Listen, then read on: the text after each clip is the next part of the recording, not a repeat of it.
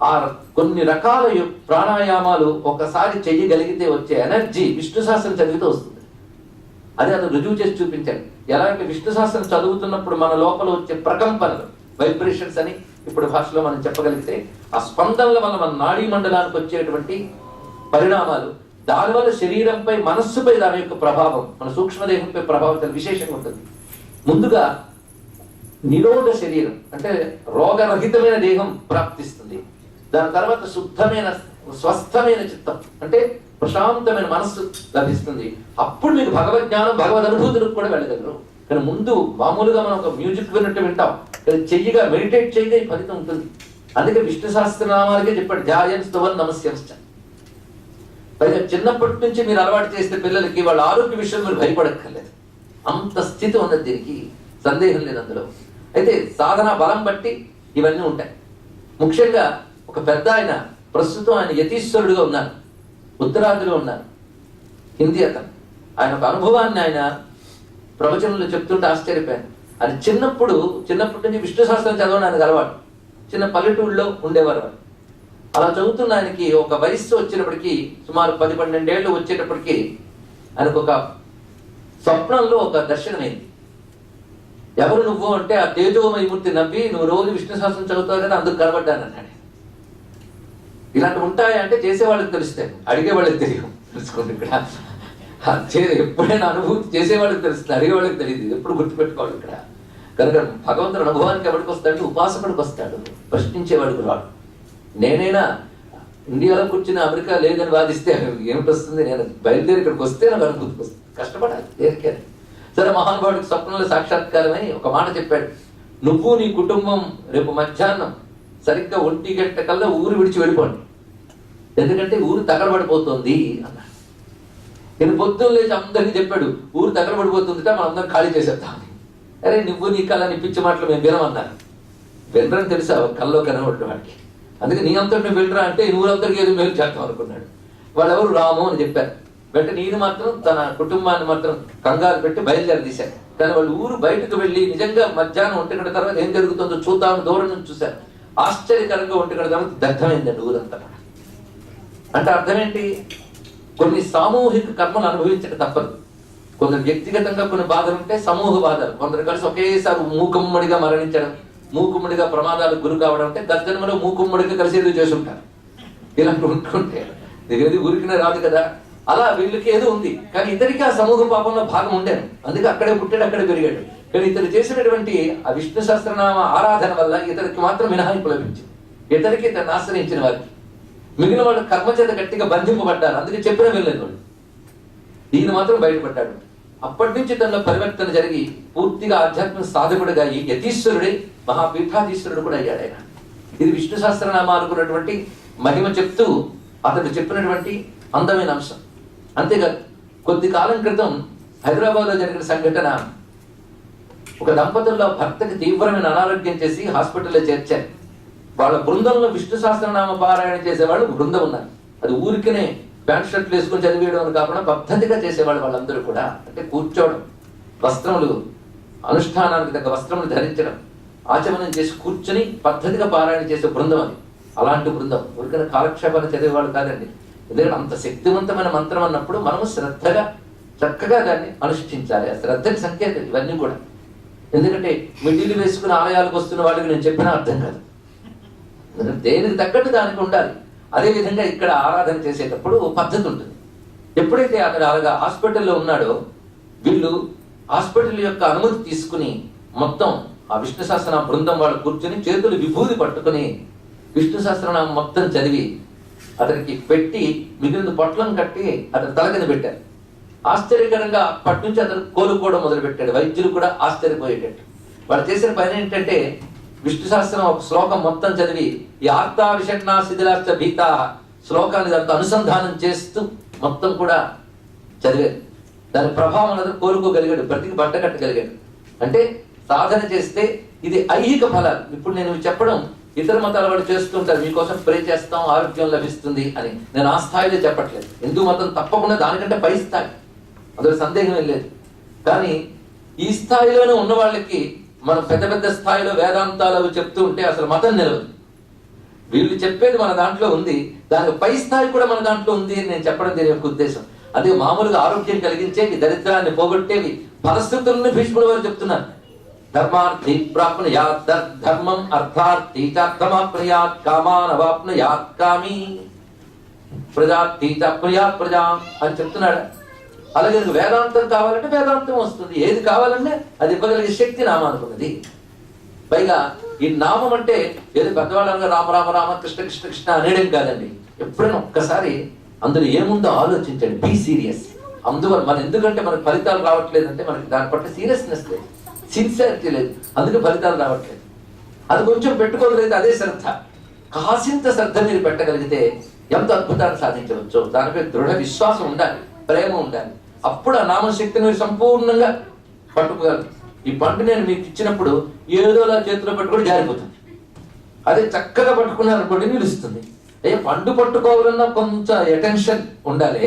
ఓ నామస్మరణ అటెన్షన్తో ఎదురు చేయరు. 2 కారణాలు, అయితే నమ్మకమైన లేకపోయి ఉండాలి. ఒక ఆయన అన్నాడు, ఏదో రండి నేను ఈ మధ్య విష్ణు సహస్రం చదువుతున్నాను రిటైర్ అయ్యాక అన్నాడు. ఏమిటండి ఇలా చేస్తున్నారు అంటే, ఎలాగో ఖాళీగా ఉన్నారు కదా చదువుతున్నాను అంటే మీరు నమ్మకం ఏం లేదనమాట. అంటే ఉందని చెప్పలేనండి అన్నాడు. అంటే లేదని చెప్పచ్చు. తర్వాత మాట అంటున్నాడు, అందరూ చదువుతున్నారు నేను చదువుతున్నాను, పైగా చదివితే ఏదో పుణ్యం వస్తుంది, వస్తే పుచ్చేసుకుందాం అనుకుంటున్నాను. అంటే దీన్ని బట్టి ఇలాంటి శ్రద్ధాలుడు కొంత నయం, ఏదో కూర్చొని పనికిమాల పొలం చేసేటంటే చదువుతున్నాడు అంతే. కానీ అంత మాట్లాడుతున్న మహాయోగిని మాత్రం కిరీటం పెట్టకండి. మొదలెట్టాడు అంతే సంతోషం, కానీ దాంతో తృప్తి పడకూడదు. ఎంత వెనకబడిపోయాం. కొందరు చిన్న చిన్న వాళ్ళే సాధనలు చేసి గొప్ప స్థితికి వెళ్ళిపోతూ ఉంటే ఒంటికి ఎంత వయసు వచ్చి కూడా ఒక్క సాధన 5 నిమిషాలు కూర్చొని చేస్తున్నామా ఆలోచించండి. ఒక్క నామాన్ని మరీ కష్టపడాలా? అభిషేకం చేస్తే రుద్రమంత్రాలు అన్నీ అక్కర్లేదు, అక్కర్లేదని అంటలేదు. చేసేవాళ్ళు చాలా నమస్కారం చేయాలి అంటే అవేమో అనుకుని అసలు అన్ని మానేస్తున్నారు. వాళ్ళకి చెప్తున్నాను, కనీసం కూర్చుని ఏకాంతంగా భగవన్ నామాన్ని ఎందుకు అనుభవించాం? మనం అనుభవించాలి. నామాన్ని అనుభవించగలిగితే ఎన్నెన్ని అద్భుతాలు జరుగుతాయనేది మనం వర్ణనకు అందం ఇక్కడ. అయితే ఆ నామం అనేటప్పుడు ఆ నామానికి ఉన్నటువంటి అర్థం అది కానీ తెలిస్తే ఇంకా అనుభూతి ఎక్కువ అవుతుంది. అర్థం తెలియకుండా చేసిన శక్తి ఉంటుంది. నేను చెప్పుకున్నా, నామంలో అర్థశక్తి శబ్దశక్తి అని 2 ఉంటాయి. ఆ శబ్దం వల్ల వచ్చే ప్రకంపనల వల్ల ఉత్పన్నమయ్యే శక్తులు అనేక ఉంటాయి. నేను ఉదాహరణకి కొన్ని నామాల గురించి క్లుప్తంగా చెప్తాను. రామనామం ముందరి, ఎందుకంటే భారతదేశంలో రామనామంపై చాలా ప్రీతి ఉన్నది. కొంచెం రుచి మరగాలే కానీ రామ అంటే ఎవరికైనా ఇష్టం కలుగుతుంది. ఎందుకంటే రామ అనే శబ్దంలోనే మ్యూజిక్ ఉండేది. ఇవాళ ఎవరు అడిగారు, ఏమంటే త్యాగరాజు మొదలైన వాళ్ళందరూ శివభక్తులు కదా లేదా శైవులు కదా, వాళ్ళు రామనామం ఎలా చేశారు? శివుడే రామనామం చేస్తారు, దానికి ఏం చేస్తారు? పైగా త్యాగరాజు శైవులు కాదు, స్మార్తులు అంటారు. వాళ్ళని అడ్డగొట్టు పెట్టిన వాళ్ళందరూ శైవులు కాదండి, వాళ్ళు స్మార్తులు అంటారు. అద్వైతం వాళ్ళకి ప్రధానం, వాళ్ళ శివకేశవ భేదం ఉండదు. అందుకే శివుడవో మాధవుడవో కమల భవుడవో ఎవరిని నిర్ణయించిరిరా, నిన్నెట్లా ఆరాధించిరిరా అని కీర్తించాడు. అయితే రామ అని మనందరం అంటున్నాం. రామ అంటే హిందూస్ గాడ్ అని అన్నారు ఆయన. కానీ రామ శబ్దానికి అర్థం తెలిస్తే ఎవరైనా చేయవచ్చు, అది యూనివర్సల్. అందుకే త్యాగయ్య ఒక మాట అంటారు, సర్వమతములకు సమ్మతమైన పేరిడి నిన్ను పెంచిన వారెవరే అంటారు. సర్వమతములకు సమ్మతం, ఏ మతమైనా రామనామం చేయొచ్చు. అది ఎలా చెప్తారంటే నేను చెప్తా, మీకు శ్రద్ధ ఉంది. రామ అనే శబ్దానికి అర్థం ఏంటంటే ఆనందము కలిగించువాడు. ఇది దీనికి ప్రధానమైన అర్థం ఇక్కడ. ఎందుకంటే అందగాడు నాకు అర్థం. రమణీయం అనే మాట విన్నారు కదా మీరు, కనీసం భాష అంతా గుర్తుండకపోయినా ఇలాంటివి మాత్రం గుర్తుంటుంటాయి. రమణీయం, కమనీయం, అందం, సౌందర్యం, ఇది కాస్త మనకు గుర్తు. రమణీయం అంటే అర్థం ఏంటి? బ్యూటీ అండి. కానీ ఏ అందాన్ని రమణీయం అనాలి అనేది ఒకటి అర్థం ఉంది. అందానికి కూడా ఒక్కొక్క దగ్గర ఒక్కొక్క పదం వాడాలి. సుందరం అని దేన్ని అనాలి, రమణీయం అని దేన్ని అనాలి, కమనీయం అని దేన్ని అనాలి, లావణ్యం అని దేన్ని అనాలి. రమణీయం అంటే క్షణం క్షణం ఎన్నవతాముపైతి తదైవ రూపం రమణీయతాయాః. ఇది డెఫినిషన్ దానికి. అంటే చూస్తున్న కొద్దీ కొత్తగా అనిపించేదానికి ఆ అందానికి రమణీయం అన్నారన్న. అంటే ఇవాళ చూడగానే చాలా బాగుందండి, రేపు చూపిస్తే బాగానే ఉందండి, ఎల్లుండి చెప్తే పర్వాలేదండి, 4వ రోజు చెప్తే అబ్బే అది కాదు అందం. అంటే ఎప్పటికప్పుడు నిత్య నూతనంగా ఉంటే ఇది. అదేమిటి అంటే ఆనందమే అందము అన్నది. ఎంత అందమైన మాట అండి. మీరు చిన్నప్పుడు మాట వినుంటారు, అందమే ఆనందం కాదు, ఆనందమే అందం. ఇప్పుడు తిప్పుకోవాలి. ఎందుకంటే సృష్టిలో ఒక వస్తువు విసుగు రావచ్చు కానీ ఆనందం విసుగొస్తుందా ఆలోచించండి. నాకు రోజు అంతకన్నా ఆనందిస్తానండి, వాళ్ళు ఏడుస్తానన్నాడు ఆయన. అలా ఎవడైనా అంటాడండి? ఎందుకని ఏడుస్తామంటే ఏడవడంలో ఆనందం ఉంది అన్నాడు. అంటే మళ్ళీ అది ఆనందం కోసమే. కనుక ఆనందం అనేది ఎవరికి విసుగురాదు కదా. అందులో ఆనందం అనుభూతిని తీసుకోండి. ఆనందం ఫలానా వస్తువు ద్వారా దొరుకుతుందంటే వస్తువు విసుగొస్తుంది, ఆనందం విసుగురాదు. ఆనందం అనే దాన్ని బయటకు తీయాలి. ఈ ఆనందాన్ని వస్తువుని ఆశ్రయించకుండా ఆనందం తీయడం అది గొప్ప విషయం కదా. వస్తువాశ్రయం లేని ఆనందం ఏదైతే ఉన్నదో, దాని యొక్క కంప్లీట్నెస్ అండ్ పర్ఫెక్షన్ ఏదైతే ఉన్నదో అది బ్రహ్మానందం అంటారు. ఆ ఆనందం ఎవడు? వాడు రాముడు. రాముడు అంటే ఆనందమూర్తి, ఇది దీని యొక్క అర్థం. కనుక రామ రామ రామ అంటే ఏమొస్తుంది? ఎంత ఆలోచన ఎందుకంటే ఎంత చెప్పాక ఆనందం వస్తుంది అంతే. ఇక్కడ సూర్యుడి దగ్గరికి వెళ్తే కాంతి వస్తుంది, మంచును పట్టుకుంటే చల్లదనం వస్తుంది, ఉప్పు తింటే ఉప్పగా ఉంటుంది, రామ అంటే ఆనందంగా ఉంటుంది అంతే. ఇంకొకటి ఈ సమయంలో రామాయణం మొత్తం చెప్పకాలంటే రావణ అంటే ఏడుపు కొట్టుగాడని అర్థం. ఎందుకంటే వాడు కైలాసపురం ఎత్తినప్పుడు శివుడు ఒక్క చెదగొట్టాడు చేతులు, అప్పుడు బోరుని ఏడ్చాడు. ఆ ఏడుపు విని భరించలేక చుట్టూ ఉన్న వాళ్ళందరూ ఏడిచాడు, జారిపడి కాదు సౌండ్ భరించలేక. అప్పుడు శివుడు వారికి రావణ అని పేరు పెట్టాడు. అంటే అర్థం అంటే ఏడ్చి ఏడిపించువాడా, ఏడ్చి ఏడిపించువాడు అంటే మన క్యారెక్టరే, ఇంకా మన అంటే నేను కామన్ మ్యాన్ క్యారెక్టర్. ఏంటంటే అవకాశం దొరికితే ఏడిపిస్తాం, దొరకకపోతే ఏడుస్తాం. ప్రతిదానికి ఏడుపు. ఎలా ఉన్నావురా బాబు అంటే వాడికి చెప్పే ఓపిక ఉండాలి, తీరిక ఉండాలి, కానీ ఏకరువు పెట్టాలి, ఏడుపులు ఎప్పుడు సిద్ధంగా ఉంటాయి. కానీ ఎప్పుడు దుఃఖం అనేది ఒకటి ఉంటూ ఉంటుంది, పర్మనెంట్ దుఃఖం. ఆ దుఃఖంలో వెరైటీ వెరైటీ దుఃఖాలు.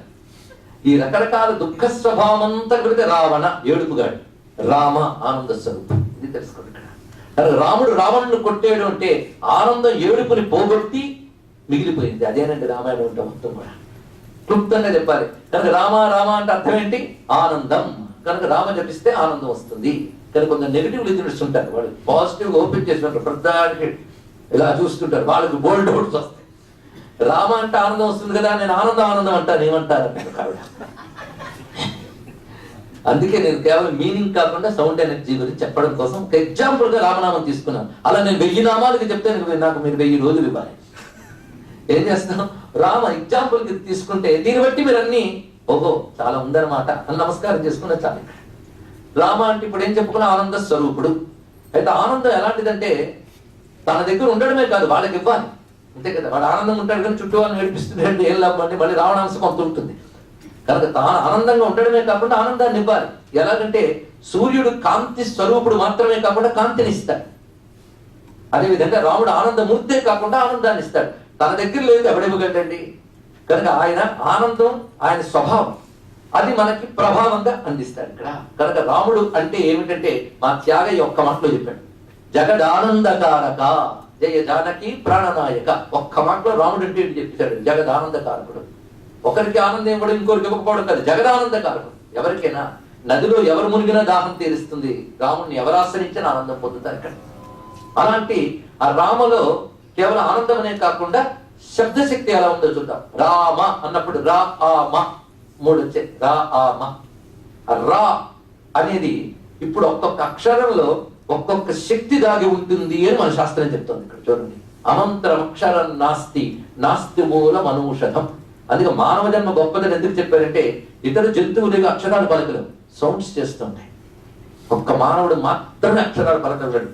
అది ఇతర జంతువుల కంటే పూర్ణుడు గనక మానవ జన్మకు పురుషుడు అని పేరు. పురుషుడు అంటే మగాడని కాదు, మానవుడని అర్థం.